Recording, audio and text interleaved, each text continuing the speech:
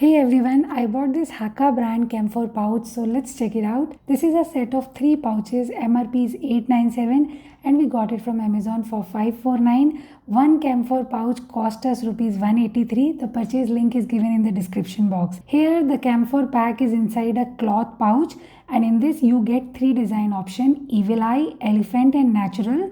R is Evil Eye design. Inside a beautiful cloth pouch, there is real pure camphor, and along with this, it also has an elastic band. You can either keep it or hang it.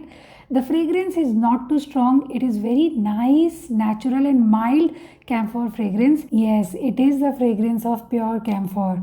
You can hang it in your car, keep it in the washroom or place it among your clothes in the wardrobe. It will keep away both bad smell and insect from everywhere. The pack claimed that it will last for 45 days, but it completely evaporated in 20-25 days. So it is a bit expensive, but overall the chemical free natural air fresheners are actually a bit expensive. So it's a definitely worth a try product. Give it a try and subscribe for more. Bye bye.